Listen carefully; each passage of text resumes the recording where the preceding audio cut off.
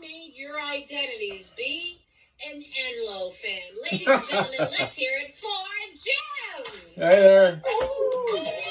Thanks, everybody. I decided to take a fake microphone for a prop test drive, so I'll see what this is like. Wanted to feel the feeling. Let's just jump right in right now, okay? There's a Moderna vaccine, a Pfizer vaccine, and Donald Trump walk into a bar. I'm just kidding. That's not a joke. There's no punchline. In fact, maybe that is a punchline. That's not a joke. So I want to start with a little bit of a somber topic, a difficult relationship challenge that I'm having. It goes back pretty much my whole adult life, if not more. I feel bad about it. I try to break it off, and then I get weak, and it slips back into my life. And her name is food. And I've always loved food quite a bit. I love tasty food a little bit too much. I think it may be because I'm from New Orleans, the land of excess, or I come from a family of boys. But if I enjoy food, I don't usually stop eating. It's a bad habit. I'm pretty sure in my former life I may have been a goldfish. If the flakes at the top of the tank, I'm heading up there. You know, I'm going to eat them till they're gone, or I burst, one or the other. But when the food eating and problems related to it go from misdemeanor to felony, is usually when I'm with my 3 older brothers alone. And there's no adult supervision, especially if we go out to dinner, no spouses, nobody we know. It can get pretty ugly.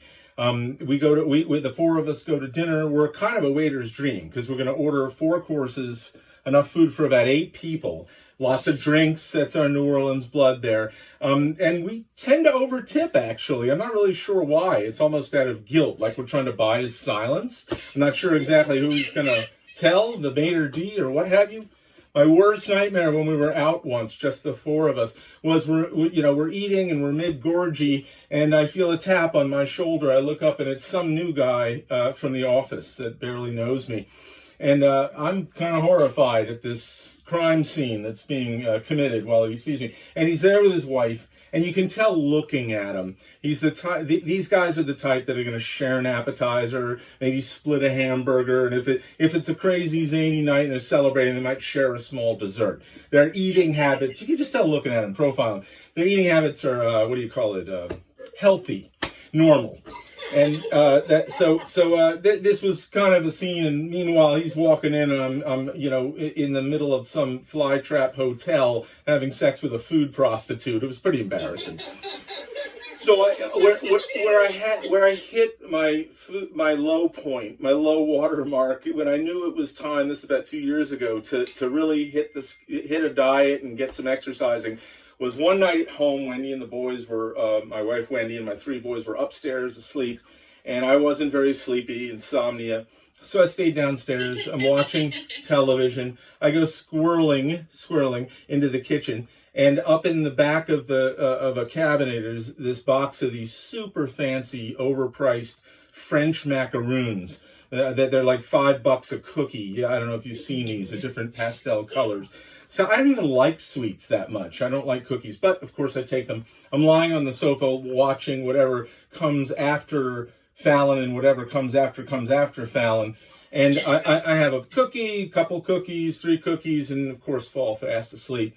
And the next moment I'm awakened, another tap on the shoulder by Wendy, my wife, at 6:30 in the morning. I look up, and on my stomach is about $350 of French macaroon crumbs.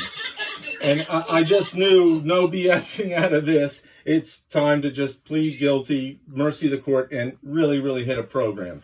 So I really hit it hard. Lots of exercise, great diet. I got one of these Pelotons. I think most people know what the Pelotons are. They're really popular, especially in pandemic. And these things are great. I'm in love with this thing. I pick the length of my workout. I can pick my music, classic rock music, and you pick your instructor that you enjoy. There's several of them, and these are live or taped live workouts. And I am totally into this one instructor, Emma Lovewell. That's a real name. It's a real name, and I know that sounds like somebody that's a pole dancer, but that's a real person.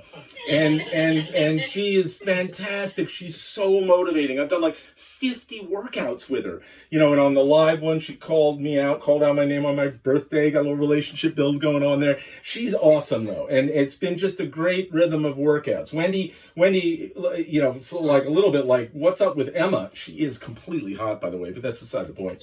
And she's sort of Wendy's like, what is going on here? But she loves it. She absolutely loves it. She knows I'm really working hard, you know, driving the bicycle hard. I'm going to resist the temptation for locker room humor there. But so everything's going well, you know, and about a week later, I'm really jamming, you know, cranking, getting in shape, losing weight. And George, my youngest, walks up to me and says, Dad, it's my birthday this Saturday, and I've decided I want to go to the Brooklyn Nets game, so stay with me here. I say, of course, not a problem. We've never been to the Nets. I'm not sure I've been to Brooklyn. And so we decide we're gonna do this. So we buy really good tickets to the Brooklyn Nets game. So we're at the game.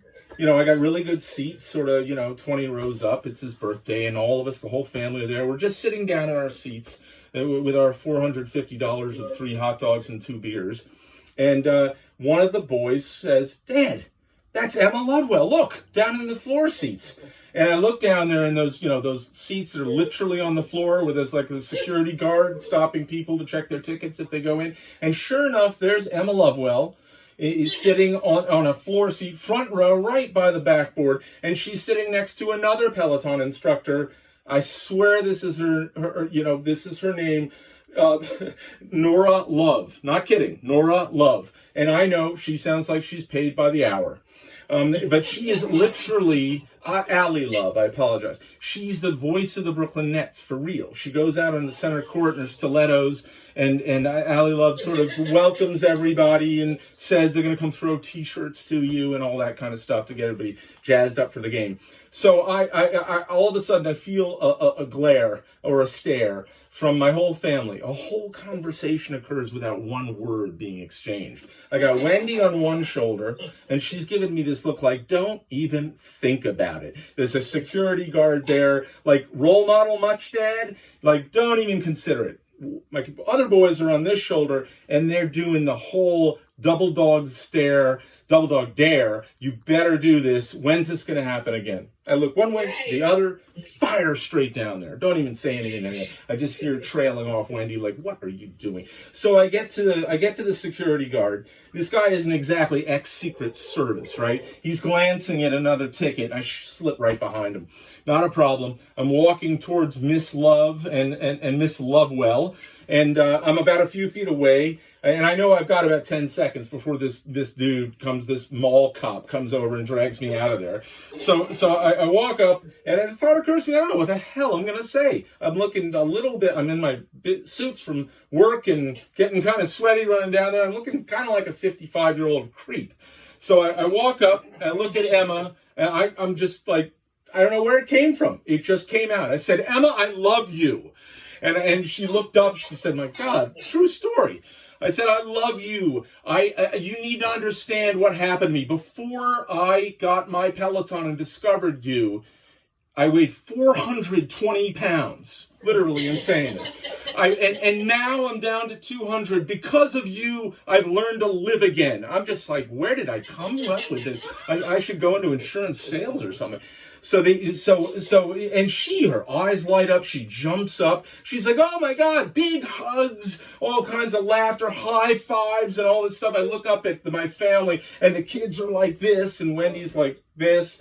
So we exchange pictures, get this awesome picture, and exchange information and all of that. She, wants to check on me and all this. I'm feeling great. I don't remember anything else about the night. I don't know if the Nets won. I remember nothing about the night. It's awesome. I'm not done yet. About a week later, we're at home, and my phone rings. And it's the Peloton Media and Marketing Department. And they say, is this Jim Enlow? We spoke to Emma, and your story is an amazing one. We'd like you to come down to our offices, and if you would submit to this, we want to do a photo shoot but you need to bring a before picture when you were 420 pounds. And we want to run a print ad campaign that you're going to be part of. So I calmly paused and explained to them how dreadfully shy a person I am, and I would never want to share with the world what I would look like as a 425-pound person. So that's my Emma story. There's me and Emma at the Brooklyn Nets game. Oh yeah, baby. Yeah, it's big. It's on my desk. And I'm Jim Enlow. Thank you for your time.